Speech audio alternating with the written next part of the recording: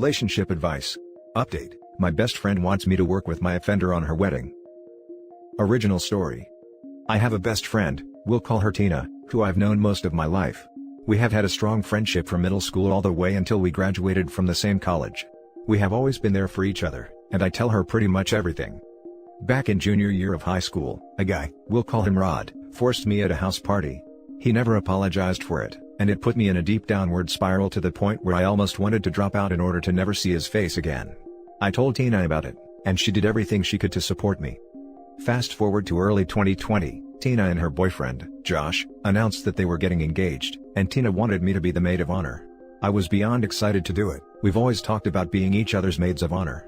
There was another detail though. Josh had a similar friendship history with his best man, and they thought it would be adorable if the maid of honor and best man worked together on everything, and were their own second package on their wedding day. I guess it was their way of making us feel a little more excited for weddings of our own. I found out that the best man was going to be Rod, and that he and Josh remained best friends after high school. I thought Rod was just in the friend group, but it turns out they were as close as could be. My heart sunk, and I simply didn't know how to respond. They expected us to work together and be together the whole wedding process, and that sounded like literal hell. I started thinking about whether Tina never told Josh, or that Josh heard and just didn't care. All I know is that I was having second thoughts about the wedding after that. I texted Tina about my concerns with Rod coming in the most polite way possible, and she sent me this in reply. I know about what happened with you guys back in the day, but Rod seems to be a great guy now. It would just really mean a lot if you can push that memory away for the duration of this. Please, just trust me. I didn't know how to respond to this, and luckily the wedding planning process has been at a halt since COVID. I haven't responded to her since that text, but now this has really been bugging me. Should I just say no? It would probably break her heart, but I just don't know if I can handle working with my offender. Help? Now for the top advice before reading the update. Say no. If she wants you to do this, she is not your friend, period. If my fiancé was friends with someone who forced my friend, I would be making an ultimatum that the friendship with the offender ends. Good Lord, no, do not feel bad about this. I am angry on your behalf. I don't knowingly associate with offenders, and I sure as heck wouldn't marry someone who knowingly does as well. Let alone my best friend's attacker. What the actual hell kind of people are these? 100%. You should say no. Her opinion off, he seems like a great guy now, and, just trust me, is so unbelievably inconsiderate and neglects the impact of what Rod has done to you. No friend should ever put you even in a position like this, and it is well within reason to politely say no and hold your ground. I feel so strongly I'm adding another this, plus an upvote. She is completely disrespecting you, and the trauma and pain you've been through. She doesn't give a crap about the trust you have placed in her. You really want to subject yourself to spending time, possibly alone, with your attacker, for a friend like that? Let alone, at all? Don't do it. She clearly doesn't give a damn about your feelings. You need to distance yourself from the feeling of obligation you have, and your desire to please her. She's absolutely not worth it. She does not care about you the way she should, and it is not worth it to even see Rod, let alone work with him. I would simply text her and say, no, this is not okay, he forced me. The situation she's putting you in is totally messed up. And now for the update. First of all, thank you so much for the support on my first post. I did not expect it to gain that much attention. I guess a lot happened since then? I don't know if it's even been a week yet. But this is going to change my life, perhaps for the better. There were hundreds of comments, and I'd thought I'd address a few questions regarding the incident itself.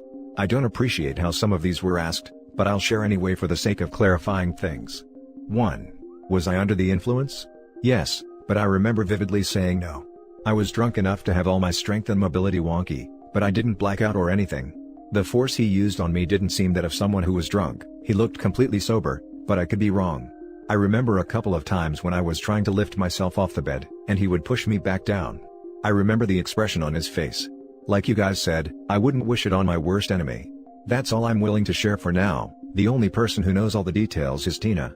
Is it bad that I wish she knew nothing now? Maybe it would hurt less. 2. Why didn't I report it? Because I saw how that turned out for other girls I knew.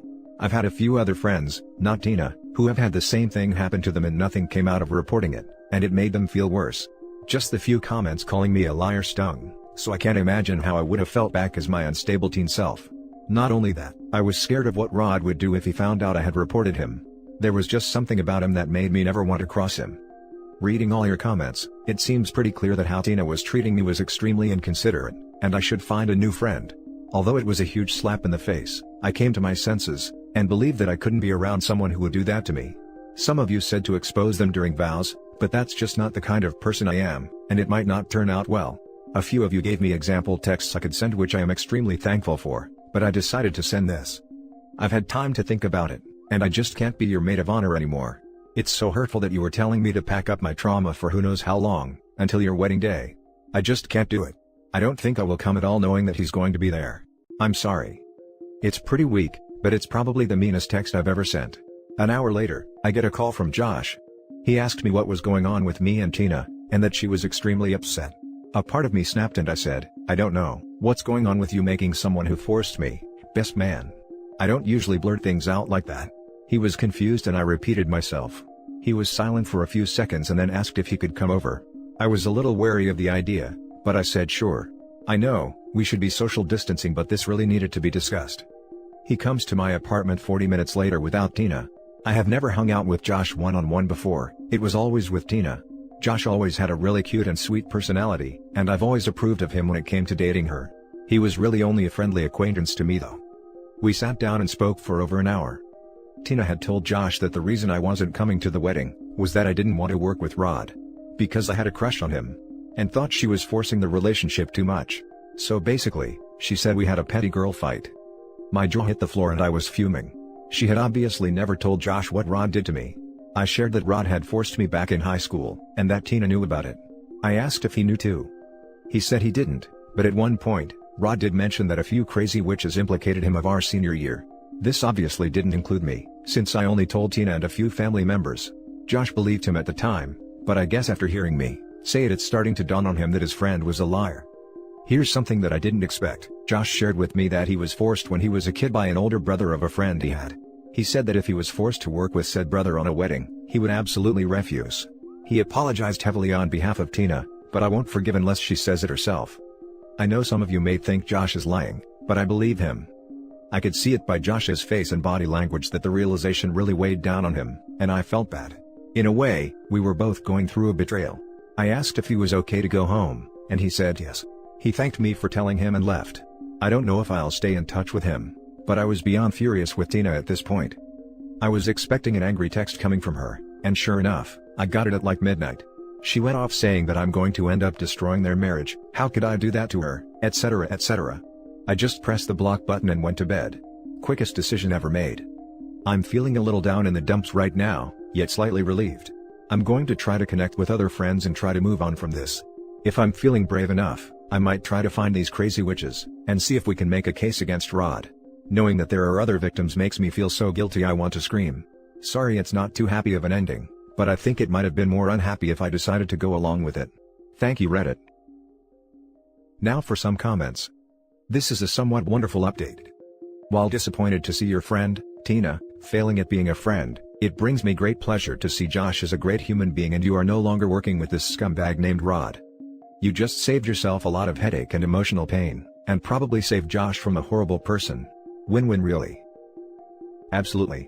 Josh must also be wondering how his fiancée, knowing that he's been a victim too, could ever concoct such an awful plan to put her best friend in close personal contact with her offender.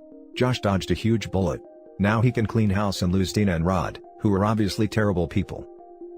I'm livid for you OP. F that noise. Tina showed her true colors and she never told Josh the truth. Josh sounds like a decent guy.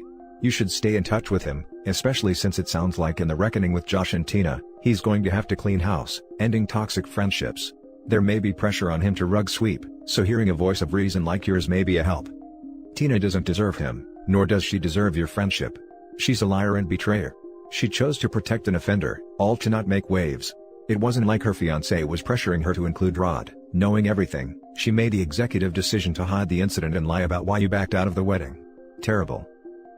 I wonder if Tina knows or cares about Josh also being forced? She sounds disgusting to be honest. I hope it was okay to share the thing about Josh, since that isn't his real name. I think it's super touching he was upset enough to come get your side of the story. It also says something that he trusts you enough to tell you about his past trauma and listen to your side of the story. I do wonder and worry about Tina though. Not telling your significant other something like that, and saying it's a petty girl fight isn't normal. I can sorta get her not wanting to share your trauma for you, but I feel like this is an instance, he should have known the truth. Also, why does she keep defending Rod? Now for the last story. My stepsister is telling my whole family my boyfriend got her pregnant to make herself feel better. So, I met my 25 female boyfriend Tim, 26 male, 3.5 years ago.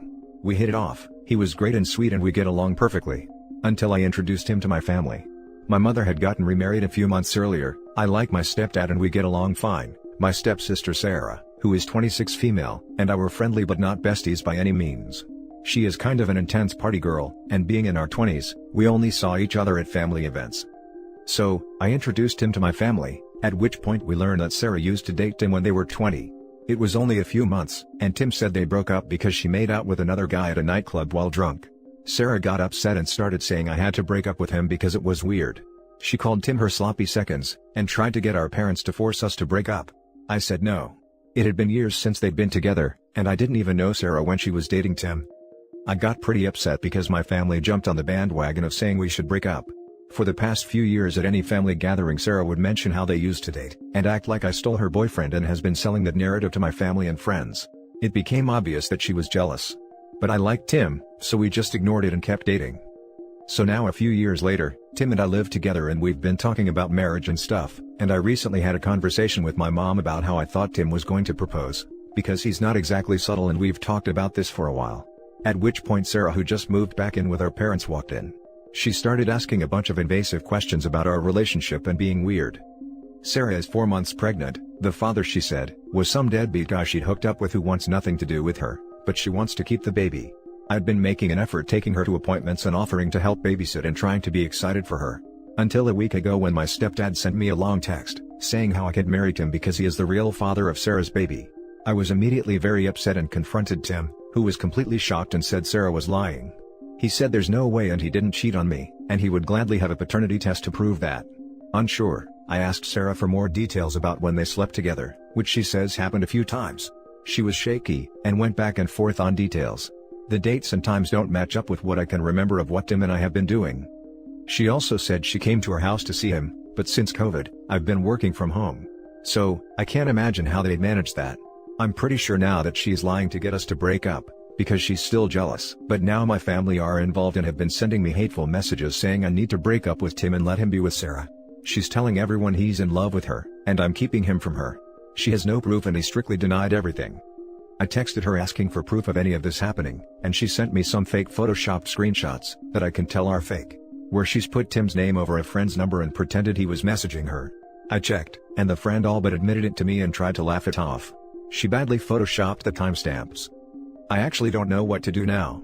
I believe Tim and we are still together, but this has kind of thrown a wedge in everything. Sarah has poisoned my relationship with our parents and my family.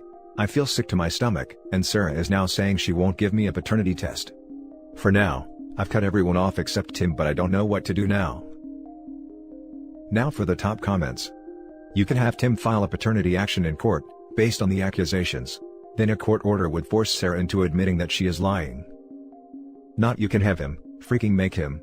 Especially if this is in the US. Parental fraud is a very real thing, and there are men across the country paying child support for children that are not theirs, because mom put his name on the birth certificate, or on requests for assistance. She could literally force him to pay for things for the next 18 years. There has been a challenge put forward. Force the court to order a damn DNA test now, before she wrangles 18 years of support out of both of you. Tell her paternity test or shut the F up. Tell the whole family that they are cut off if she doesn't have the paternity test. They are taking her side without proof. Look, I don't believe for 1 second he is the father. But, to see that the family would openly support this woman, who is claiming to have slept with her sister's man? Throw the whole family away. I was immediately very upset and confronted Tim, who was completely shocked and said Sarah was lying. He said there's no way and he didn't cheat on me, and he would gladly have a paternity test to prove that. If he's willing to do that, there's no way he's the father. Sarah is now saying she won't give me a paternity test. Yeah, because it would expose her for the liar she is. Tell your family that Tim is perfectly willing to do a paternity test, and Sarah isn't. If your family believes her in light of that, they're too stupid to bother with, in my opinion. Also, if possible, have Tim talk to your family OP. She's saying that he loves her and you are stopping him from being with her. He can say something like, I just want to tell you all that what Sarah is saying is a lie. I have not slept with her since I was 20 years old. I have also not told her that I love her, or had any kind of relationship with her for years. And to prove that, I wanted to take a paternity test. If she continues to lie about this subject and provide fake proof, such as the screenshots that have proven to be fake and wrong date on the calendar on when they supposedly met, I will pursue legal action against her. Your daughter has severe mental issues, please get her some help. And that's it for this video guys. If you have thoughts to share, leave a comment below. Don't forget to hit like and subscribe if you like this content. I'll catch you in the next one. Good day everyone.